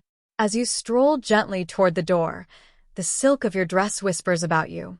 Your hand on the door or knob is steadying your posture as you advance. Calm and in balance, prepared for whoever comes next. The house has settled into its evening routine, and as you go downstairs, you can hear several voices coming from other rooms, the sound of talking, and the clink of glasses, the rare laugh, the bustle of business. A skillfully planned dance between supply and demand, fulfillment and desire, playing out in the parlor behind several closed doors, imagination and reality. Lily is alone herself, adjusting the pillows and moving the cherry glasses. As you walk in, she looks up between people, her face glowing. How was the banker man Cook? Cook was correct about his money. You smile as you settle on the sofa next to that gold watch chain. Did you see it? He was pleasant, sociable, and intelligent.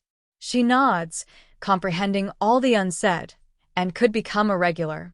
And in these straightforward words, I'm happy to have had old Mr. Watson again. The person who constantly sucks peppermint drops and has roving hands breathes like a steam engine. This knowledge sharing is a combination of practical and everyday sharing.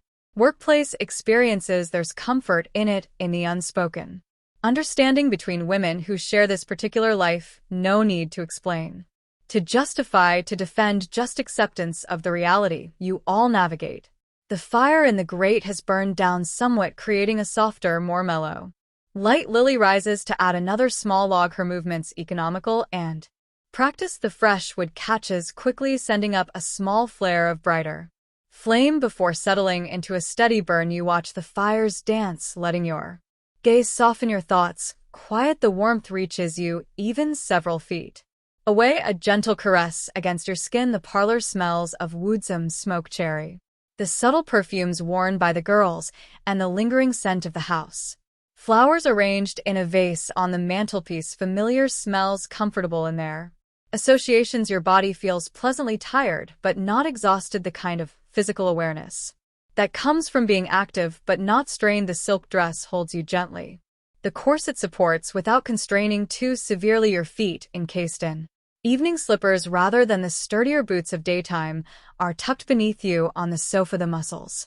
Relaxed and comfortable, this quiet moment between customers is another of the small spaces that belong to you alone, not required to perform to engage, to respond to another's needs or desires, just existing, just being in the warm room with its gentle light and familiar smells. Your breathing naturally slows, deepens in and out, easy and calm. Lily settles back beside you, her own posture relaxed as well. Quiet night for late November, she observes. Whether do you think that rain earlier was fierce? You nod, glancing toward the heavily curtained window where occasionally the sound of raindrops can still be heard, pattering against the glass, probably, though it might pick up later. Theater crowds and such. This practical assessment of business conditions is another part of the professional mindset. Understanding the patterns, the external factors that influence your work, weather, payday cycles, major events in the city, all affect the flow of customers, the potential income. The conversation drifts to other topics. A new dress. Emily is having made speculation about whether Josephine will recover quickly or need extended rest. Cooks plans for Sunday dinner. Ordinary talk. Domestic concerns. The kind of conversation that might happen in any household where women live together. Time passes in this peaceful interlude, measured by the gentle ticking of the clock and the gradual settling of the fire. Your muscles feel loose and comfortable, your mind calm and untroubled. Just this moment, just this experience of warmth and quiet company. Your breathing synchronizes naturally with the rhythm of the house, the distant murmur of voices, the occasional creak of floorboards, the soft rustle of fabric as Lily shifts position beside you. The front door knocker sounds, another customer arriving. You both straighten, slightly, professional awareness returning. Mrs. Cartwright's voice in the hallway welcoming whoever has come, then her appearance in the parlor doorway, her gaze finding you. Mary, a gentleman has asked for your company. Are you available? You rise smoothly from the sofa, feeling the pleasant weight of the silk dress settling around you as you stand. Your body feels rested, ready. Of course, Mrs. Cartwright. She nods, gesturing for you to follow her to the hallway where the next customer waits. As you move forward, you're aware of the balanced precision of your steps, the gentle sway of your skirts, the deep, even rhythm of your breathing, centered, grounded, present in your body. In this moment, you're ready for whatever comes next, moving with calm purpose into the continuing evening. The evening continues its measured progression, one customer following another in the carefully managed rhythm of the house. Some faces familiar, some new, some encounters brief and straightforward, others more complex. Throughout it all, you maintain the professional persona, attentive, charming, apparently delighted by each man's company regardless of the reality. By 11 o'clock, there's a natural lull. The early evening customers have departed. The later ones, those coming from theaters or gentlemen's clubs, haven't yet arrived. The house settles into a brief quietude, the girls gathering in the kitchen for a light supper and restorative cup of tea. The kitchen at this hour has its own particular charm. The main cooking for the day is done, but the large range still radiates comfortable heat. The air smells of baked bread and the beef stew from dinner, with undertones of soap from the washing up and the ever-present cold smoke that permeates all of London. Cook has gone to bed. Her day starts earliest, but has left out bread, cheese, cold meats, and a fruit tart for the girls to help themselves. You sink gratefully into a chair at the kitchen table, feeling the solid wood support your weight. The evening's activities have left you tired, but not exhausted, your body aware of its exertions, but not strained beyond comfort. The chair cradles you, allowing your muscles to release some of their careful control. That's nice, just letting yourself relax a bit. Emily is already seated, her plate bearing a modest selection of bread and cheese. Her green silk dress is slightly crumpled now, her carefully arranged hair beginning to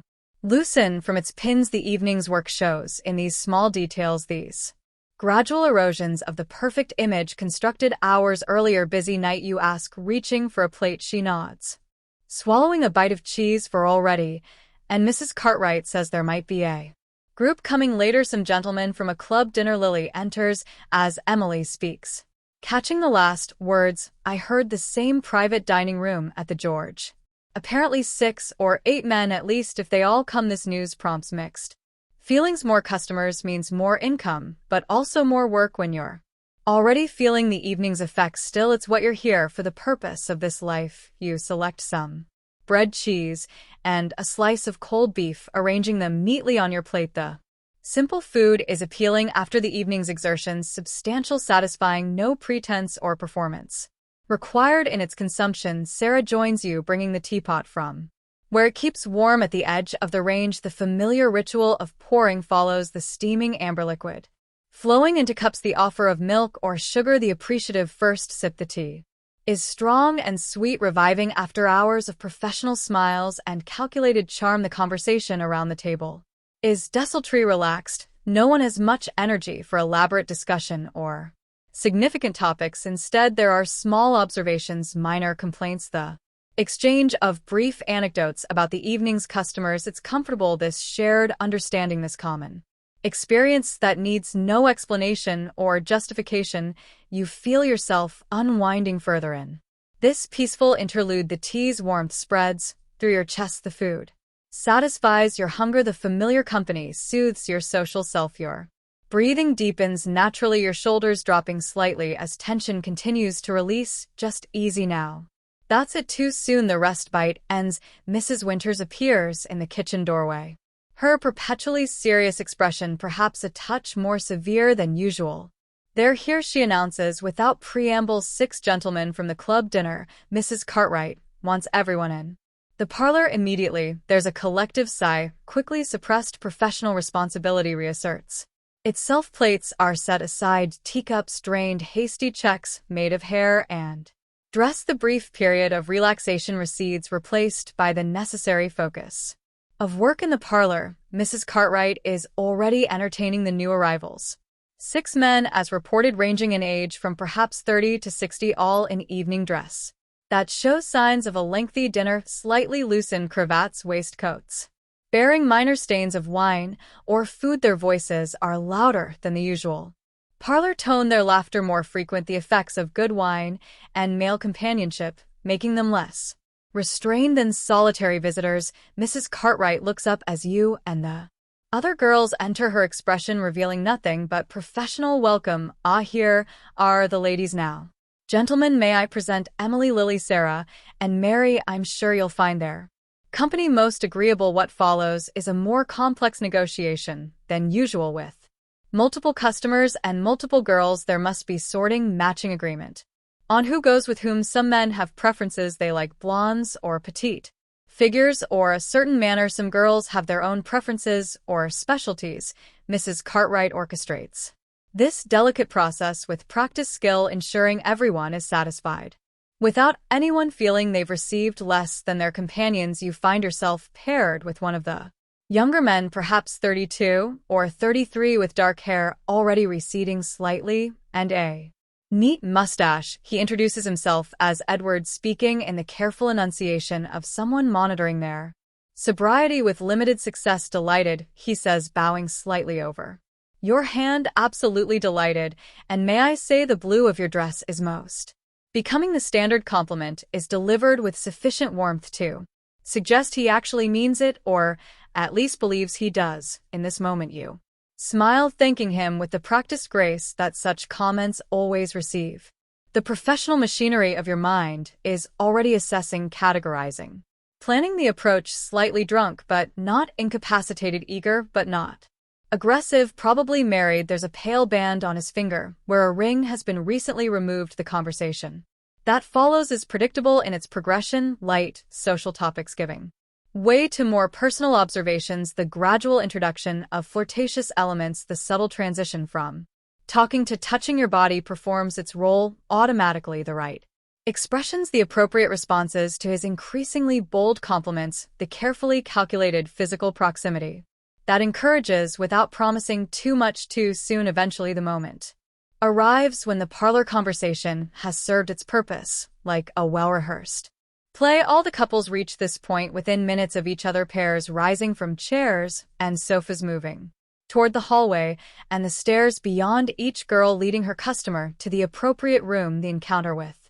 Edward is unremarkable, neither particularly pleasant nor especially difficult. He's too affected by wine to prolong matters, too conventional to request anything unusual when it's over.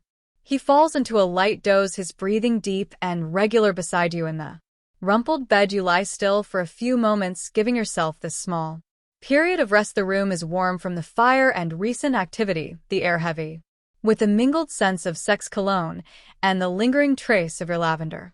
Water outside. Rain has begun again, pattering against the window in an irregular rhythm. Distant sounds filter through the house, voices, laughter, the creak of floorboards as someone passes in the hallway. Your body feels the familiar sensations of these moments after the slight stickiness of skin, the particular muscular awareness that follows such activities, the gradual return to normal breathing, not unpleasant, just physical realities, the body's honest responses beneath the professional performance. Edward stirs beside you, moving from doze to wakefulness with a small start. Oh, he says, momentarily confused. I do apologize. Not at all, you assure him, the professional voice returning smoothly. You seemed peaceful.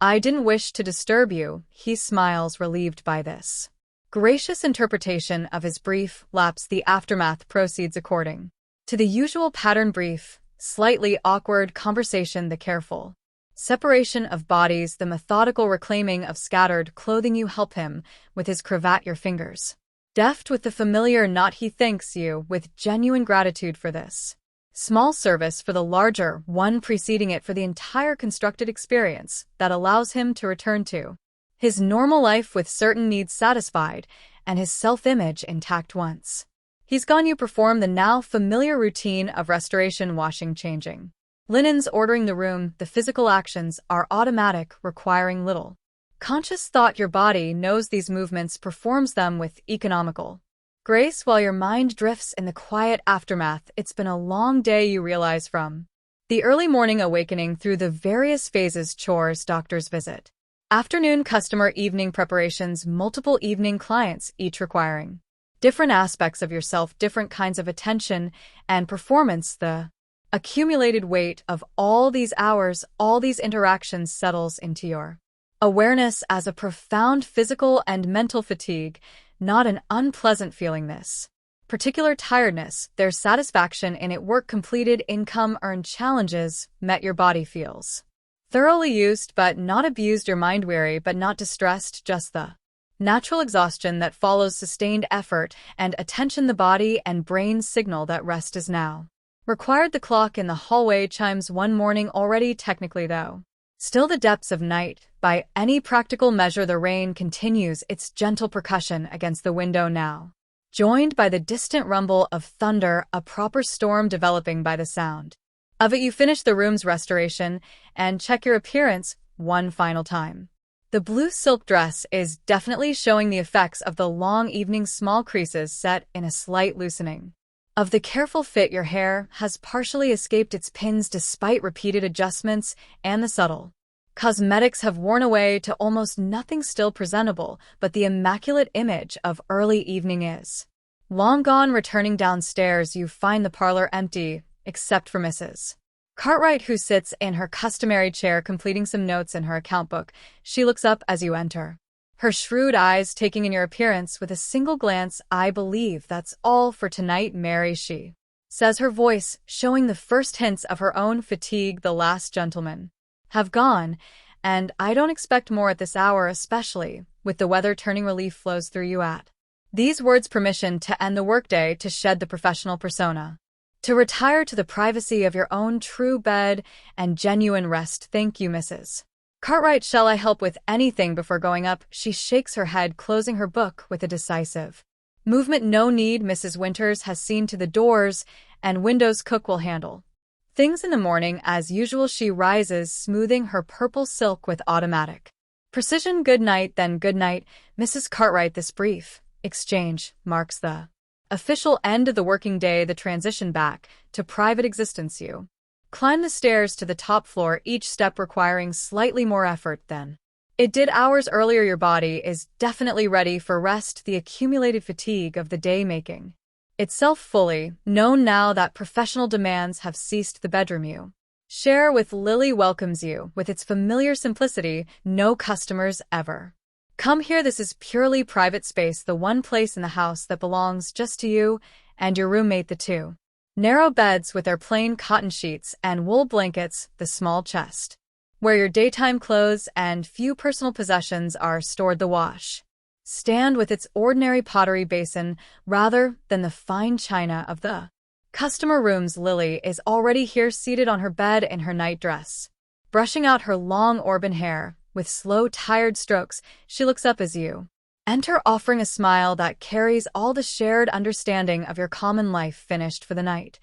She asks, continuing her brushing. Yes, thank God. Mrs. Cartwright says that's all. With the storm coming on, you begin the process of undressing, your fingers working at buttons and hooks with automatic skill despite their tiredness. How was your evening? She shrugs, the gesture eloquent in its simplicity. The usual. Nothing remarkable, made decent money, though that last one was generous. This exchange of minimal information is enough. You both understand the reality behind the brief words, the complex experiences condensed into these simple phrases. There's comfort in this shared knowledge, this lack of need for explanation or elaboration. The blue silk dress comes off with relief, the corset following with even greater satisfaction. Your lungs expand fully for the first time in hours as the restrictive garment is set aside. The cool air of the bedroom feels wonderful against your skin, a small physical pleasure that belongs entirely to yourself. The night dress that follows is plain cotton, well worn and soft for many washings. Its familiar embrace settles around you like a blessing, comfortable, undemanding, requiring no performance or pretense. You unpin your hair, letting it fall loose around your shoulders, then begin to brush it out as Lily has done. The repetitive strokes are soothing, the slight pull against your scalp a pleasant sensation that helps release the last of the day's tensions. Do you ever wonder what it would be like? Lily asks suddenly, her voice quiet in the lamplit room. A different life? I mean, the question doesn't surprise you. These late-night philosophical wonderings are not uncommon, especially when fatigue loosens the normal restraints on such thoughts. You continue brushing as you consider your answer, or sometimes you admit, but then I remember what it was actually like: the hunger, the cold, the constant fear of ending up in the workhouse. At least here we eat well, we're warm, we have some control over our lives. She nods, accepting this pragmatic assessment. I suppose that's it, isn't it? Not good versus bad, just different kinds of difficult, different prices to pay. Yes.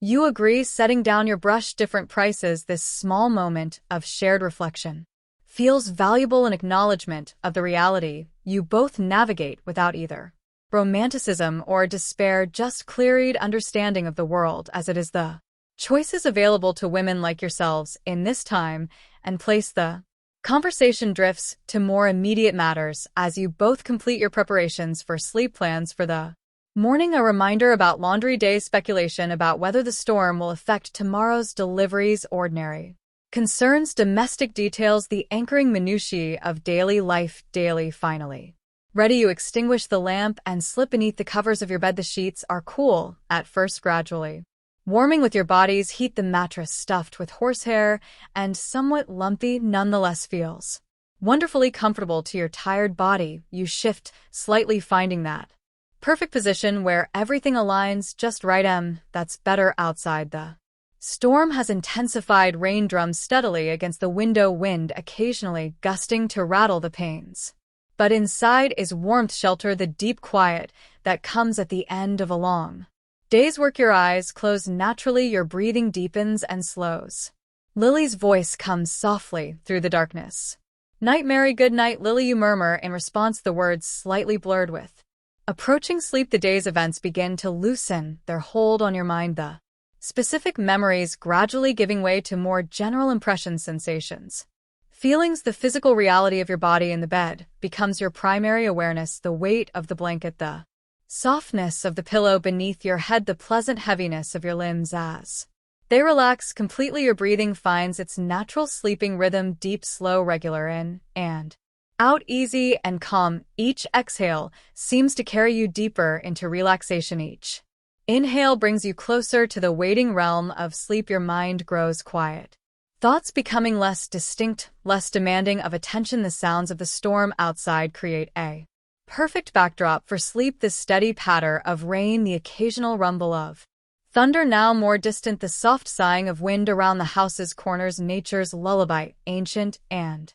effective. Your consciousness begins to drift on this gentle sea of sound, floating rather than swimming, carried rather than moving through your own effort in this drowsy state. At the threshold of sleep, a kind of wisdom sometimes emerges, not the sharp clarity of full wakefulness, nor the chaotic imagery of dreams, but something in between, a perspective that sees beyond the immediate struggles and small victories of daily existence to the broader patterns of human experience. Your life in this Victorian brothel is just one tiny thread in the vast tapestry of women's experiences throughout history, difficult, yes, dangerous in its way, morally condemned by the society that simultaneously creates the conditions that make it necessary and the demand that makes it profitable, but also a place of certain freedoms unavailable elsewhere. Economic independence, however limited, female solidarity, however complicated by competition, control over your daily existence, however constrained by larger social forces, the weight of history of all the women who came before you, finding their complex paths through similarly constrained choices, feels momentarily present, not as a burden, but as a kind of company. You're not the first to navigate these waters, not the last. The particulars change the fashions, the specific economics, the exact social structures, but some essential quality of the experience remains constant across time. This thought brings a strange comfort as you sink deeper towards sleep. Your breathing gets even slower, your body heavier against the mattress, so comfortable now, just letting go completely. The Victorian world outside continues its complex dance, the strict social hierarchies, the profound inequalities, the elaborate hypocrisies that allow it all to function. But here, in this room, in this moment, there's just the simple reality of a human body needing rest, a mind seeking the renewal of sleep, the most basic requirements of existence unchanged since the beginning of humanity. Your awareness of the room grows dimmer as sleep approaches more closely, the physical sensations of the bed, the sounds of the storm, even the awareness of your own breathing, all begin to fade, to recede like a tide pulling back from shore. What remains is just a gentle, floating feeling, a peaceful drifting toward unconsciousness. Sleep now. Let yourself sink deeper into that perfect relaxation. Your eyelids are heavy, so heavy it would take too much effort to open them. Now your limbs feel pleasantly weighted, impossible to move even if you wanted to, which you don't. You just want to drift all the way down into deep, restful sleep. That's it, just let go completely. The day is done, the work is finished, nothing more required of you now except to rest, to renew, to dream perhaps of different possibilities, different worlds, but for now, just sleep. Deep and peaceful, easy and calm sleep. Now sleep well, drifting deeper with each breath, down and down into perfect, complete rest.